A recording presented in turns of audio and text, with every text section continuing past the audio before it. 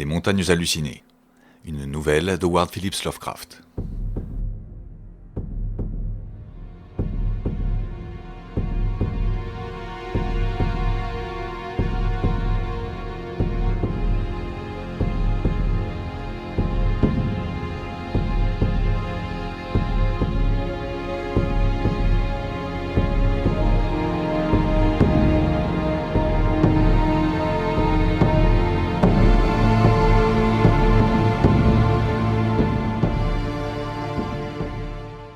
Je suis obligé d'intervenir parce que les hommes de science ont refusé de suivre mes avis sans en connaître les motifs. C'est tout à fait contre mon gré que j'expose mes raisons de combattre le projet d'invasion de l'Antarctique. Vaste chasse aux fossiles avec forage sur une grande échelle et fusion de l'ancienne calotte glaciaire. Et je suis d'autant plus réticent que ma mise en garde risque d'être vaine. Devant des faits réels tels que je dois les révéler, l'incrédulité est inévitable.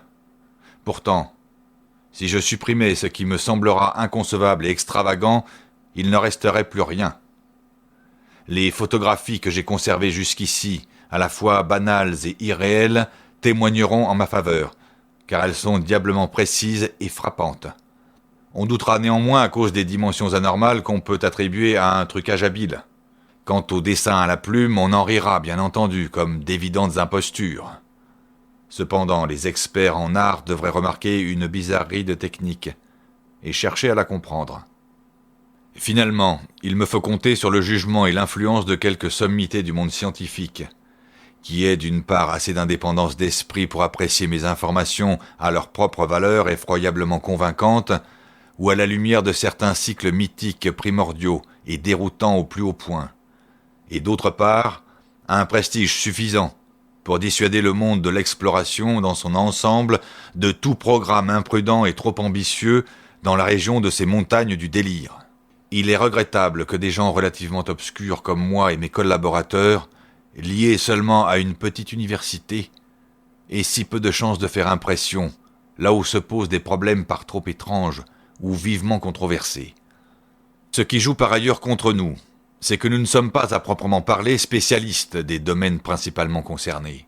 Comme géologue, mon but en dirigeant l'expédition de l'université de Miskatonic était uniquement de me procurer à grande profondeur des spécimens de roches et de sol des différentes régions du continent antarctique, grâce aux remarquables forêts conçues par le professeur Frank H. Pabodie de notre département de technologie. Je n'avais aucun désir d'innover dans quelque autre domaine, mais j'espérais que l'emploi de ce dispositif mécanique, en différents points déjà explorés, conduirait à découvrir des substances d'une espèce jusqu'ici demeurée hors d'atteinte par les procédés ordinaires de collecte.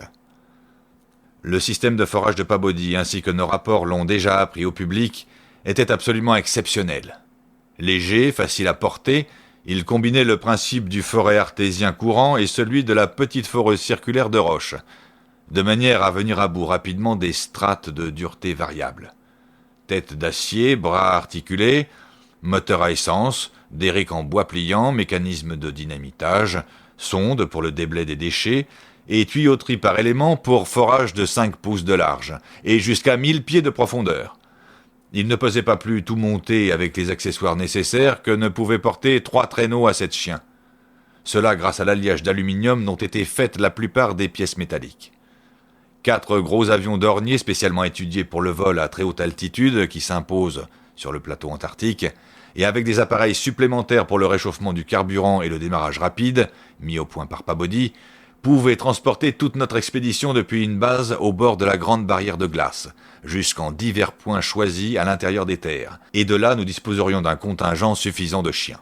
Nous avions prévu de couvrir un territoire aussi étendu que le permettait une saison antarctique, ou au-delà si c'était absolument nécessaire, en opérant essentiellement dans les chaînes de montagnes et sur le plateau au sud de la mer de Ross, région plus ou moins explorée par Shackleton, Amundsen, Scott et Byrd.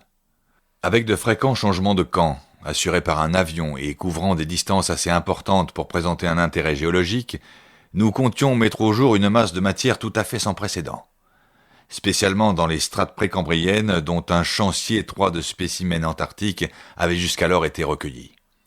Nous souhaitions aussi nous procurer la plus large variété possible des roches fossilifères supérieures, car l'histoire de la vie primitive de ce royaume de glace et de mort est de la plus haute importance pour la connaissance du passé de la Terre. Ce continent antarctique avait été tempéré et même tropical, avec une végétation luxuriante et une vie animale dont les lichens, la faune marine, les arachnides et les manchots de la côte nord sont, comme chacun sait, les seuls survivants, et nous espérions élargir cette information en diversité, précision et détails. Si un simple forage révélait des traces fossilifères, nous élargirions l'ouverture à l'explosif, afin de recueillir des spécimens de taille suffisante et en bon état. Nos forages de profondeurs diverses selon les perspectives offertes par le sol ou la roche superficielle devraient se limiter, ou presque, aux surfaces découvertes, qui étaient fatalement des pentes ou des arêtes, les basses terres étant recouvertes d'1 mile ou 2 de glace. Nous ne pouvions pas nous permettre de gaspiller les forages en profondeur, sur une masse considérable de glace pure, bien que Pabodie ait élaboré un plan pour enfouir par sondage groupé des électrodes de cuivre, et fondre ainsi des zones limitées avec le courant d'une dynamo à essence. Tel est le projet, que nous ne pouvions mettre en exécution, sinon à titre expérimental, dans une entreprise comme la nôtre, que la future expédition Starkweather-Moore propose de poursuivre, malgré les avertissements que j'ai diffusés depuis notre retour de l'Antarctique.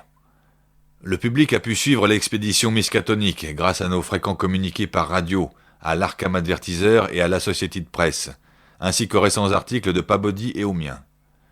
Nous étions 4 de l'université. Pabodie, Lake du département de biologie, Atwood pour la physique, également météorologiste, et moi qui représentais la géologie et assurais le commandement nominal, avec en plus 16 assistants, 7 étudiants diplômés de Miskatonic et 9 habiles mécaniciens. De ces 16 hommes, 12 étaient pilotes qualifiés, tous sauf 2 opérateurs radio compétents. 8 d'entre eux connaissaient la navigation au compas et au sextant, comme aussi Pabodie, Atwood et moi. En outre, bien sûr, nos 2 bateaux, d'anciens baleiniers de bois renforcés pour affronter les glaces et munis de vapeurs auxiliaires, étaient entièrement équipés. La fondation Nathaniel Derby Pickham, assistée de quelques contributions particulières, finança l'expédition. Nos préparatifs purent être ainsi extrêmement minutieux, malgré l'absence d'une large publicité. Chiens, traîneaux, machines, matériel de campement et pièces détachées de nos 5 avions furent livrés à Boston, où l'on chargea nos bateaux. Nous étions admirablement outillés pour nos objectifs spécifiques, et dans toutes les matières relatives à l'approvisionnement, au régime, au transport et à la construction du camp, nous avions profité de l'excellent exemple de nos récents prédécesseurs, exceptionnellement brillants. Le nombre et la renommée de ces devanciers firent que notre expédition, si importante qu'elle fût, eut peu d'écho dans le grand public. Comme l'annonça la presse, nous embarquâmes au port de Boston, le 2 septembre 1930. Faisant route sans nous presser le long de la côte et par le canal de Panama, nous nous arrêtâmes à Samoa, puis à Hobart, en Tasmanie, pour y charger nos derniers approvisionnements. Personne dans notre équipe d'exploration n'était encore allé jusqu'aux régions polaires. Nous comptions beaucoup sur nos capitaines, J.B. Douglas, commandant le Brick Arkham et assurant la direction du personnel marin, et Georg Thorfinsen, commandant le 3-mât Miskatonic, tous 2 vétérans de la chasse à la baleine dans les eaux antarctiques. Tandis que nous laissions derrière nous le monde habité, le soleil descendait de plus en plus bas vers le nord, et restait chaque jour de plus en plus longtemps au-dessus de l'horizon. Vers le 62e degré de latitude sud, nous vîmes nos premiers icebergs, en forme de plateaux aux parois verticales. Et juste avant d'atteindre le cercle polaire antarctique, que nous franchîmes le 20 octobre avec les pittoresques cérémonies traditionnelles, nous fûmes considérablement gênés par la banquise. J'avais beaucoup souffert de la baisse de la température après notre long passage des tropiques, mais j'essayais de m'endurcir pour les pires rigueurs à venir. À plusieurs reprises, d'étranges phénomènes atmosphériques m'enchantèrent, notamment un mirage d'un éclat saisissant, le premier que j'ai jamais vu, où les lointains icebergs devenaient les remparts de fantastiques châteaux. Nous frayant un chemin à travers les glaces, qui n'étaient heureusement ni trop étendues ni trop denses, nous retrouvâmes la mer libre par 67 degrés de latitude sud et 175 degrés de longitude est. Le matin du 26 octobre, un net aperçu de la Terre surgit au sud, et avant midi nous éprouvâmes tous un frisson d'excitation au spectacle d'une chaîne montagneuse vaste, haute et enneigée qui se déployait à perte de vue. nous avions enfin rencontré un avant-poste du grand continent inconnu et son monde occulte de morts glacées. Ces sommets étaient évidemment la chaîne de l'Amirauté, découverte par Ross, et il nous faudrait maintenant contourner le cap Hadar et suivre la côte est de la terre Victoria jusqu'à notre base, prévue sur le rivage du détroit de McMurdo, au pied du volcan Erebus par 77°9' de latitude sud. La dernière partie du voyage fut colorée et stimulante pour l'imagination. Les hauts pics stériles du mystère se profilant constamment sur l'ouest, alors que les rayons obliques du soleil septentrional de midi, ou ceux plus bas encore sur l'horizon du soleil austral de minuit, répandaient leur brume rougeoyante sur la neige blanche, la glace, les ruissellements bleuâtres et les taches noires des flancs granitiques mis à nu. Entre les cimes désolées, soufflaient par intermittence les bourrasques furieuses du terrible vent antarctique, dont les modulations évoquaient vaguement, parfois, le son musical d'une flûte sauvage, à peine sensible, avec des notes d'une tessiture très étendue, et qui, par on ne sait quel rapprochement mnémonique inconscient, me semblait inquiétante et même effroyable, obscurément. Quelque chose dans ce décor me rappela les étranges et troublantes peintures asiatiques de Nicolas Rörischl, et les descriptions plus étranges encore et plus inquiétantes du légendaire plateau maléfique de Leng, qui apparaît dans le redoutable Necronomicon d'Abdullah Lazred, l'arabe fou. Je regrettais assez par la suite de m'être un jour penché sur ce livre abominable à la bibliothèque du collège. Le 7 novembre, ayant momentanément perdu de vue la chaîne de l'Ouest, nous passâmes au large de l'île Franklin, et le lendemain nous aperçûmes les cônes des monts Erebus et Terror sur l'île de Ross, avec au-delà la longue chaîne des montagnes de Paris. De là s'étendait vers l'est la ligne blanche, basse, de la grande barrière de glace, s'élevant perpendiculairement sur une hauteur de 200 pieds, comme les falaises rocheuses de Québec, et marquant la limite de la navigation vers le sud. Dans l'après-midi, nous pénétrâmes dans le détroit de McMurdo, filant au large de la côte sous le mont Erebus fumant. Le pic de Scorie se dressait à 12 700 pieds sur le ciel oriental, comme une estampe japonaise du mont sacré Fujiyama. Tandis que plus loin s'élevait le sommet blanc et spectral du mont Terror, volcan de 10 900 pieds aujourd'hui éteint. Des bouffées de fumée s'échappaient parfois de l'Erebus, et l'un des assistants diplômés, un brillant jeune homme nommé Danforth, désigna sur la pente neigeuse ce qui semblait de la lave, faisant remarquer que cette montagne, découverte en 1840, avait certainement inspiré l'image de Poe quand il écrivit 7 ans plus tard « Les laves qui sans cesse dévalent leurs flots sulfureux du haut du Yanek, dans les contrées lointaines du pôle, qui grondent en roulant au bas du mont Yanek, au royaume du pôle boréal. » Danforth était grand lecteur de documents bizarres et avait beaucoup parlé de Poe.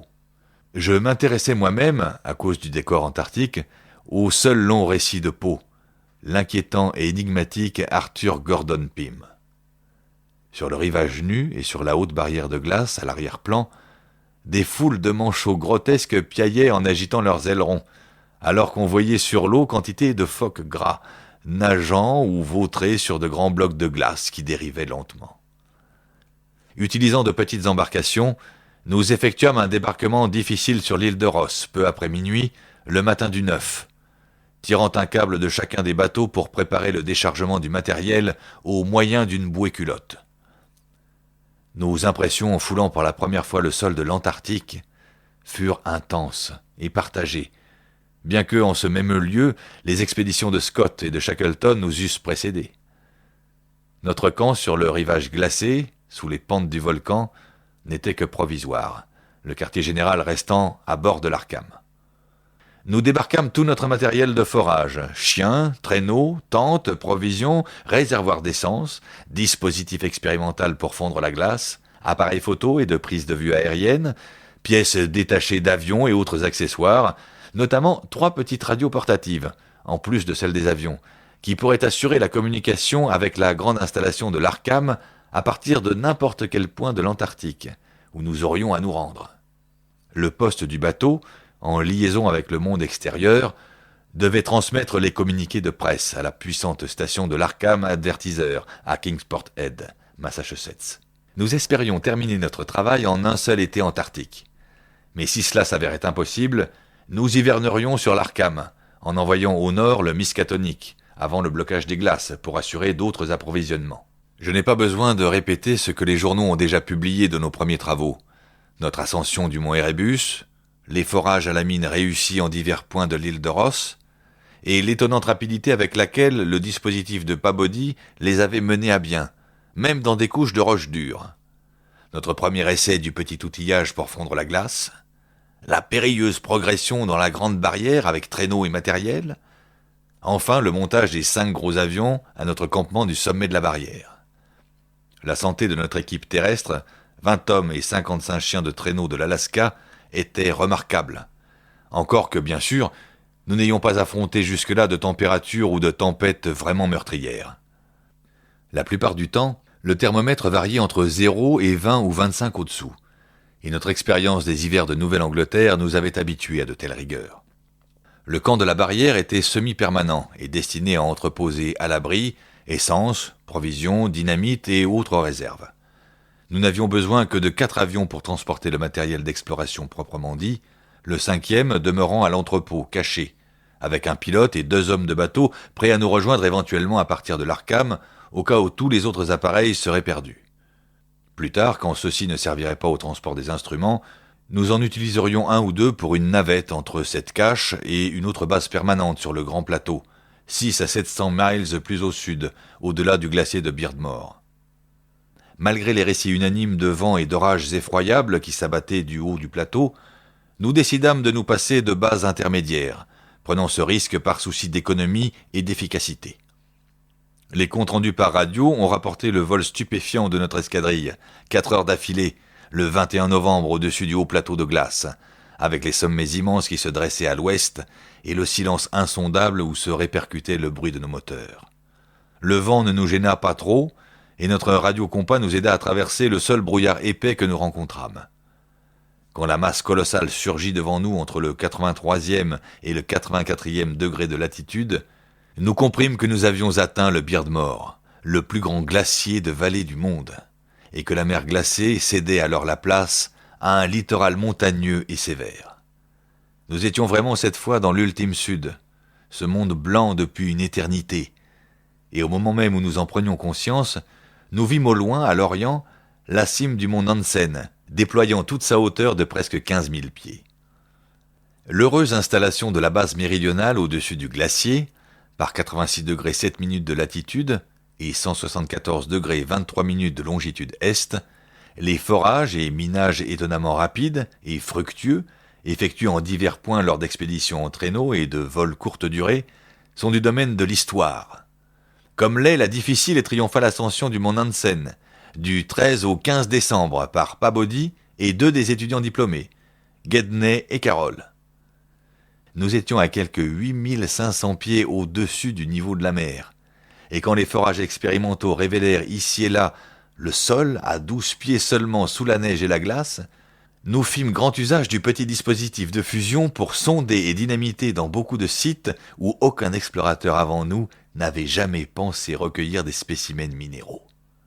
Les granites précambriens et les grès ainsi obtenus confirmèrent notre conviction que ce plateau était de même nature que la majeure partie du continent occidental, mais quelque peu différent des régions de l'Est au-dessous de l'Amérique du Sud, dont nous pensions alors qu'elle formait un continent distinct et plus petit, séparé du grand par un confluent glacé des mers de Ross et de Weddell, bien que Byrd ait depuis réfuté cette hypothèse. Dans certains de ces grès, dynamités et détachés au ciseau après que le sondage en eut révélé la nature, nous trouvâmes quelques traces des fragments fossiles d'un grand intérêt, notamment des fougères, algues, trilobites, crinoïdes et mollusques tels que l'ingula et gastéropodes, tous bien spécifiques de l'histoire primordiale de la région. Il y avait aussi une curieuse marque triangulaire, striée, d'environ 1 pied de diamètre, que Lake reconstitua à partir de 3 fragments d'ardoise provenant d'un trou profond d'explosifs. Ces fragments découverts à l'ouest, près de la chaîne de la reine Alexandra, intéressèrent particulièrement Lake, qui en tant que biologiste jugeait leur marque mystérieuse et excitante, bien qu'à mes yeux de géologue, elle ne paraissait guère différente des effets de rides assez courants dans les roches sédimentaires. L'ardoise n'étant qu'une formation métamorphique, où une couche sédimentaire se trouve pressée, et la pression elle-même produisant sur toute trace de curieux effets de distorsion, Je ne voyais aucune raison de s'étonner à ce point pour une dépression striée. Le 6 janvier 1931, Lake, Pabodie, Daniels, les 10 étudiants, 4 mécaniciens et moi survolâmes directement le pôle sud, dans 2 des gros appareils, obligés d'atterrir une fois par un vent brusque et violent qui heureusement ne tourna pas à la vraie tempête. C'était là, comme l'ont rapporté les journaux, l'un de nos premiers vols d'observation. Nous tentâmes au cours des autres de relever de nouvelles caractéristiques topographiques dans des zones qui avaient échappé aux précédents explorateurs. Nos vols du début furent décevants à cet égard, bien qu'il nous ait offert de superbes exemples des mirages si fantastiques et trompeurs des régions polaires, dont notre voyage par mer nous avait donné quelques aperçus. Les montagnes lointaines flottaient dans le ciel comme des villes ensorcelées, et tout ce monde blanc se dissolvait en l'or, l'argent et l'écarlate d'un pays de rêve dunsanien, prometteur d'aventure, sous la magie des rayons obliques du soleil de minuit. La navigation était très difficile par temps nuageux, le ciel et la terre enneigés ayant tendance à se fondre dans la fascination d'un vide opalescent, où aucun horizon visible ne marquait leurs limites. Nous décidâmes enfin de réaliser notre premier projet d'aller 500 miles vers l'est avec les 4 avions de reconnaissance, pour établir une nouvelle base annexe, qui se situerait probablement sur la zone continentale la plus petite, comme nous le croyions à tort.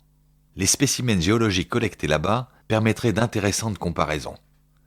Notre santé jusqu'à présent restait excellente, le jus de citron vert compensant efficacement le régime constant de conserve et de salaison, et les températures généralement modérées nous évitant les lourdes fourrures. C'était le milieu de l'été, et à force de soins et de diligence, nous pourrions terminer le travail d'ici mars, échappant à un fastidieux hivernage pendant la longue nuit antarctique. Plusieurs terribles ouragans s'étaient déchaînés sur nous, venant de l'ouest, mais les dégâts nous avaient été épargnés grâce à l'ingéniosité d'Atwood, qui avait conçu des abris rudimentaires pour les avions, des coupe-vents faits de lourds blocs de neige et étayés de même les principales constructions du camp. Notre chance et notre efficacité avaient quelque chose de surnaturel. Le monde extérieur était au courant, bien entendu, de notre programme.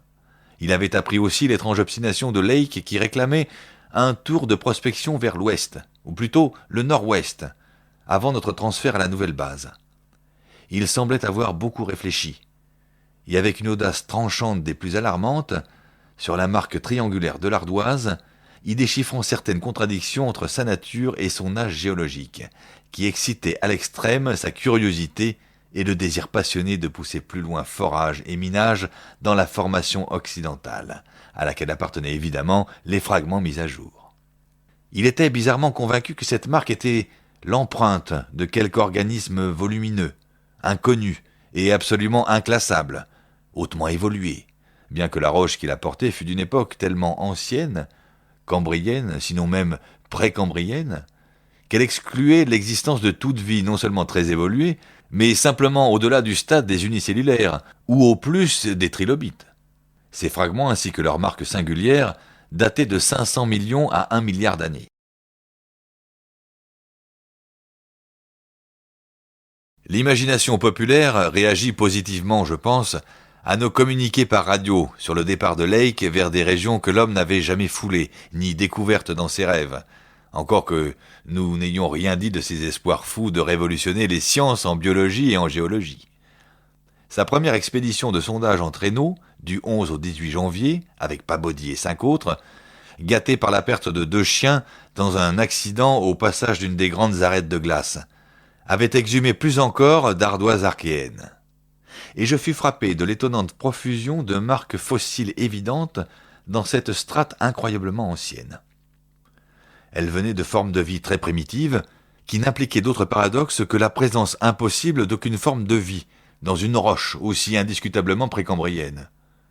Aussi ne voyais-je toujours pas de raison à la requête de Lake de suspendre notre programme de gain de temps, pause qui exigeait les 4 avions, beaucoup d'hommes et tout l'équipement mécanique de l'expédition. Finalement, je ne m'opposais pas au projet, mais je décidai de ne pas accompagner la mission du Nord-Ouest, bien que Lake sollicitât mes compétences géologiques. Pendant leur absence, je resterai à la base avec Pabodie et 5 hommes pour mettre au point les plans définitifs du transfert vers l'Est. En prévision de l'opération, l'un des avions avait commencé à remonter du détroit de McMurdo une importante réserve d'essence. Mais cela pouvait attendre un peu pour l'instant.